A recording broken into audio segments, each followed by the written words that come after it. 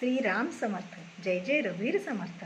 नमस्कार, मी ज्योतिषाचार्य सौ छाया जोशी शततारका ज्योतिष मार्गदर्शन केंद्रामध्ये आपले स्वागत करते. मंडळी, मी आज आपल्यासाठी एक उत्तम असा निद्रानाशावरती उपाय घेऊन आलेली आहे. म्हणजे निर्विघ्न निद्रा आपल्याला कशी मिळेल याच्यावरती एक उत्तम उपाय आहे.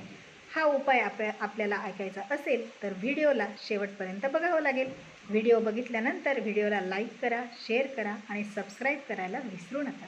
तर मंडळी बघा, मंत्र, तंत्र आणि यंत्र या 3 सूत्रांचा जर आपण आपल्या जीवनामध्ये योग्य पद्धतीने उपयोग केला तर आपले जीवन सुखी समृद्धी व्हायला अजिबात वेळ लागणार नाही.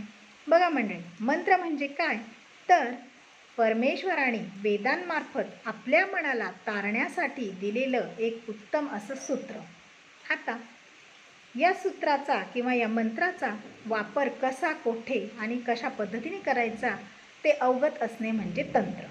आणि हा मंत्र कोणत्या देवतेचा आहे त्याचा प्राण म्हणजे यंत्र. तर मंडळी बघा, परमेश्वराने 84 लक्ष योन्या निर्माण केल्या. यामध्ये 83,999 ज्या योन्या आहे त्यांना ना मंत्र लागत, ना चिंता आहे, ना काळजी आहे, काहीच नाही. कारण त्यांना परमेश्वराने मन, वाचा आणि बुद्धी ह्या 3 गोष्टी दिलेल्याच नाही.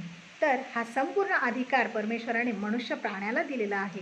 परमार्थ करण्याचा, सर्व गोष्टींचा आनंद लुटण्याचा सगळा अधिकार त्याने परमेश्वराने मनुष्य प्राण्याला देऊन टाकला. आणि हे एवढा अधिकार दिल्यानंतर साहजिकच परमेश्वराला वाटेल की ह्या मनुष्याने माझी जाणीव घ्यावी.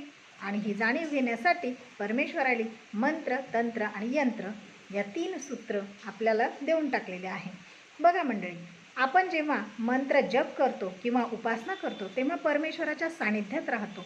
परमेश्वराच्या सानिध्यात राहिल्यानंतर त्याला आपण आर्ततेने हाक मारतो. बघा, मनुष्याचं असतं ते नाम आणि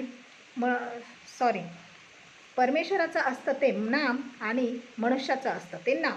आता मनुष्याला हाक मारताना त्याच्या नावाचा वापर करावा लागतो, तर परमेश्वराला हाक मारताना त्याच्या नामाचा उपयोग करावा लागतो, म्हणजेच मंत्राचा उपयोग करावा लागतो.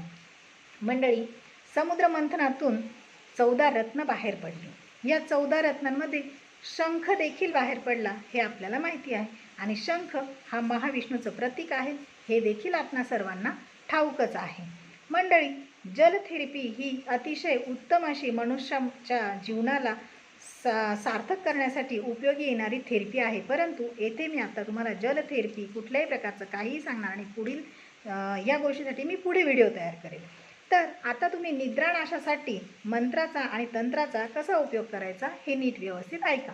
मंडळी, काही लोक माझ्याकडे येतात आणि मला म्हणतात, मॅडम आम्हाला झोप येत नाही हो, रात्री 2 वाजतात 3 वाजतात तरी आम्हाला झोप येत नाही, दिवसभर काम करतो, थकतो, तरी देखील आम्हाला झोप येत नाही. तर मंडळी, तुमच्यासाठी हा उपाय आहे आणि तुम्ही हा व्यवस्थित ऐका.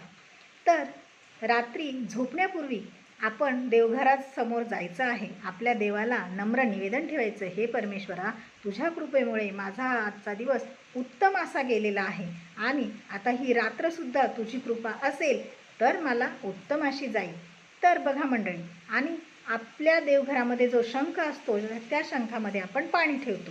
आता त्या शंखाला देखील निवेदन ठेवायचं आहे आणि त्या शंखामधलं 2 थेंब पाणी आपल्या पापण्यांना लावायचं आहे आणि आपल्या शयनकक्षामध्ये प्रवेश करायचा आहे.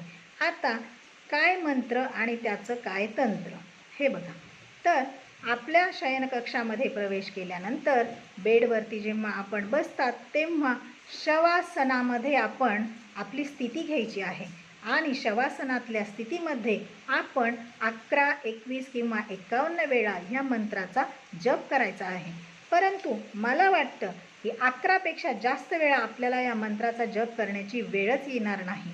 तर मंडळी बघा, शवासनामध्ये जेव्हा तुम्ही असणार तेव्हा तुम्ही हा मंत्र म्हणायचा आहे, हे पद्मनाभम सुरेशम, हे पद्मनाभम सुरेशम.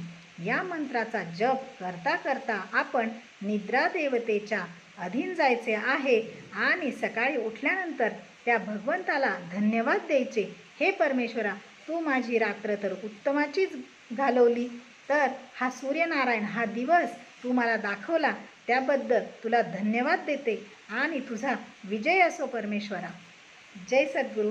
व्हिडिओ कसा वाटला ते नक्कीच कमेंट बॉक्समध्ये शेअर करा, म्हणजे तुमच्यासाठी अशाच प्रकारचे वेगवेगळे मी मंत्र, तंत्र आणि यंत्र यावरती उपाय घेऊन येईल आणि आपण त्याचा आपल्या जीवनामध्ये उत्तम असा उपयोग कराल असे मला वाटते.